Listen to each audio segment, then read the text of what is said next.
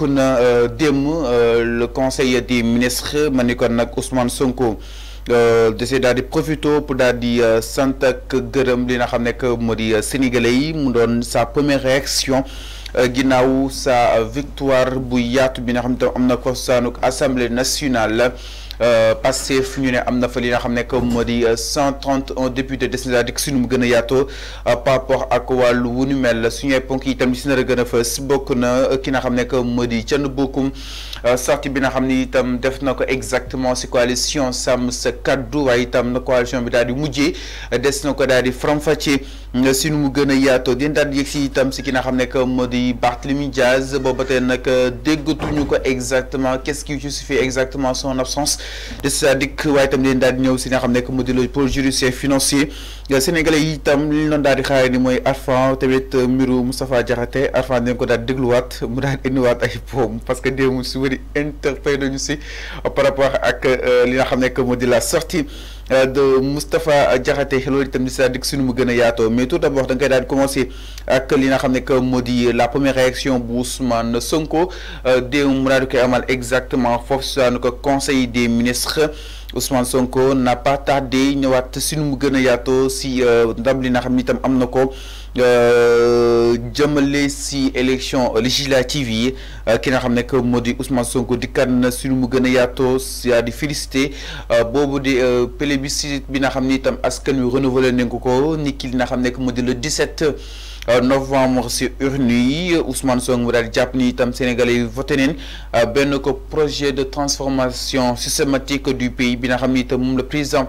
Bassirou Diomaye Diakhar Faye daal di amal te itam loolu moo traduire si élection législative anticipée yi suñuy xool nag loolu itam dafay daal di wane ni que ni 7 mois yi ñu daal di génn liggéey neen lool ba askan bi daal leen wóor daal leen tegaat foofu saanu pencum na réew ma gage à la tenue de rupture promise mu daal di promettre que ni jamono ji il est dans l'obligation sans relâche en vue d'assurer la réalisation de fortes attentes du peuple dans tous les domaines ma ni kon ki nga xam ne que moo di Ousmane Sonko mu daal di jàpp ne jamono ji mi ngi nekk si li nga xam ne que moo di dans l'obligation pour daal di xeetali askan wi seenu ko métit ak seenu ko jafe-jafe donc à l'entame de sa communication le premier ministre Ousmane Sonko s'est félicité du plébiscite renouvelé du peuple sénégalais au projet de transformation systématique du pays porté par monsieur le président Bassirou Diomaye Diakhar Faye à l'occasion des élections législatives anticipées, ce qui traduit l'appréciation positive portée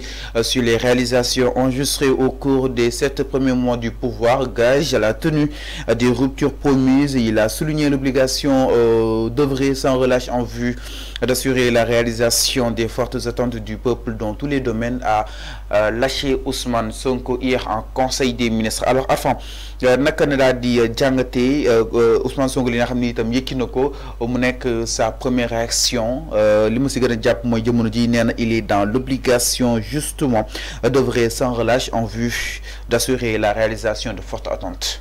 Oui, man dama jàpp ni que il est dans sa logique, c'est une cohérence après les élections législatives. Donc xiiroo bi ngaayoo bi yëpp jeex na maintenant il faut aller vers l'essentiel mooy maanaam moom la ngeen gis Ousmane Sonko mu communique ko dëmb. D'abord on félicite tous les membres, voilà, tous les partis qui se sont investis ci la victoire du camp du pouvoir.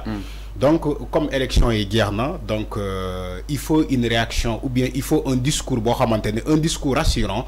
Donc la population a voté massivement et ils ont donné aussi une victoire écrasante. On parle même de razzia, donc ils ont donné cette razzia au camp du pouvoir. Donc boo xamante Ousmane Sonko moo jiite la tête de liste tey lu ñu war a def mooy après la victoire post-électorale, il faut rassurer les populations. mooy maanaam ne leen désormais jóge nañ ci benn étape supérieure, mooy maanaam ñu bëri lu ñuy doon wax mooy maanaam jëlee fii le système dogali système bi. Parce que ñu bëri dañoo yaakaar ni même en éliant donc fal président de la République ba léegi système bi dañu fi. Et aussi il faut que ñu jëlee fi jox une majorité comment dirais-je considérable au camp du pouvoir pour que ñu mën a jëlee système bi fii carrément.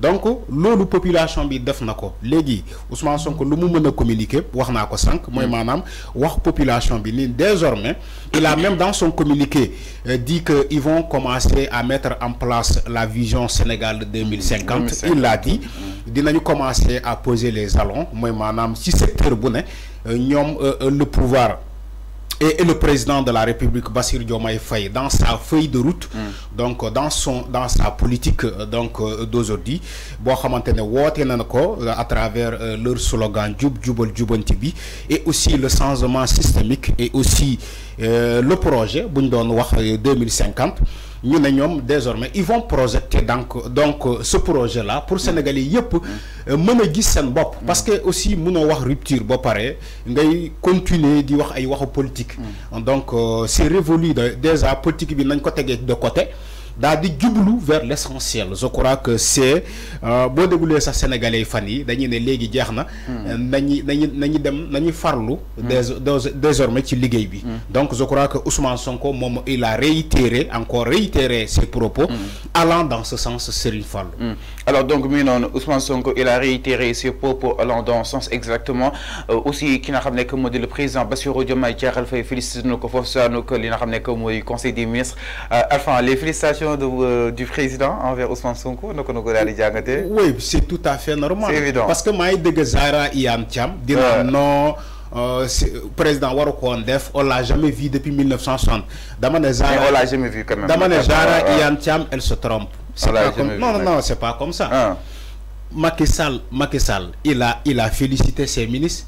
Macky Sall a nommé tous des ministres politiques ñoo xamante dañuy battre campagne di politique. képp koo xamante ne du politicien Macky Sall du la fal. pour ma jàppale si loolu ma ñëw moom moo doon yaa ngi def campagne am fii nag président deful campagne. exactement donc Macky moo félicité boppam. voilà ma ñëw ci loolu. xam nga boo gisee ma wax la souligner la le cas de Macky Sall. Macky Sall tous les pouvoirs ou bien tous les régimes que Macky Sall a formés c'est des régimes purement politiques. gis nañu fa ay directeurs yoo xamante ne c'est des technocrates Macky Sall daf leen transformer ba ñu nekk ay politiciens di dem battre campagne ci seen gox chose que Diomaye n'a pas fait. Le ministre Jean-Baptiste Tine n'a pas allé battre campagne. Beaucoup de ministres, les Moustapha Sarré, les autres, c'est pas des politiciens, c'est bi. Donc tey daanaka Ousmane Sonko kese mooy ministre boo xamante ne dafa dem battre campagne ba mu gagner avec une razzia. Donc c'est tout à fait le droit, c'est tout à fait aussi normal que le président de la République félicite Ousmane Sonko. Parce que président lu mu bëggoon mooy am majorité à l'Assemblée nationale pour wëyal sa feuille de route pour mën a gouverner dans la tranquillité tey Ousmane Sonko jox na ko majorité boobu léegi lan ngeen bëgg président mu def à part féliciter Ousmane Sonko. Mais bien sûr le président de la République Bassirou Diomaye Faye il se doit de féliciter Ousmane Sonko parce que moom lu mu bëggoon Ousmane Sonko moo ko jox. Il est le premier ministre. Il n'est pas le directeur de campagne. Ousmane Sonko moo ko jox wala Sénégalais ñoo ko jox. non su ma nee Ousmane Sonko moo ko jox mooy maanaam en tant que membre du gouvernement bu wàcc dem battre campagne les autres ministres sont restés dans leur coin. Est-ce que gis nga ministre à part Ousmane Sonko on a vu des directeurs comme Falidou Keïta qui était le directeur de campagne. Mais à part Falidou Keïta ak ñoom maître Ngagne Demba Touré ñoo xamante c'est des directeurs c'est pas des ministres. léegi wax leen ma ban ministre ngeen gis comme jamono Macky Sall ñoo xamante Sidiki Kaba day dem Kédougou wala Tamba kii daw fële Ismaïla Madior Fall daw fële Aliou Diouf Sarr daw wàcc Yoff Aliou Ndoye wàcc dem Dakar Plateau mais on l'a pas vu avec Diomaye. ne ko Dame Mbodj ne dama nga liggéey. Dame Mbodj sax même dañ ko dàq Dame Mbodj bu mu paree ci convoi bi à Ziguinchor dañ ko ne demal liggéey retourne à Dakar nga dem liggéey mais loolu c'est un mérite c'est-à-dire que il y a un mérite qui est là moo tax je ne partage pas les propos les avis de Zahra Iyane Thiam. Okay. Mais c'est aussi des propos politiques. Tu peux comprendre par là que Zahra Iyane Thiam bu waxee loolu tu peux comprendre par là c'est des propos politiques moom tamit loolu la mën a wax. Alors pour que sénégalais yi ne non Zahra Iyane Thiam wax na lii. Alors c'est clair. Mais si quant à félicitation bi c'est tout à fait normal que le président de la République félicite Ousmane Sonko parce que moom lu mu bëggoon am majorité à l'Assemblée nationale te Ousmane Sonko jël na ko teg ko ci loxoom le peuple sénégalais jël nañu ko teg ko ci loxoom président de la République. Donc, il se doit de le féliciter. Alors, non, donc, qui n'a que Ousmane Sonko n'a pas tardé à réagir exactement sur sa belle victoire. Ouais, comme ça, le peuple sénégalais. Il y a aussi qui n'a que Ousmane Sonko, le président Bassirou Diomaye Diakhar aussi, Moukeda félicité mais aussi le ministre de l'Intérieur. Donc, ça félicite aussi le ministre de l'Intérieur, félicite aussi le ministre des Forces armées, Bassi, la sécurité publique et tant d'autres. Alors, ñu daal di jàll itam si leneen ginnaaw li nga xam ne que moo di la première réaction bu Ousmane Sonko. Je vous rappelle yéen seen matinale d'information le truc de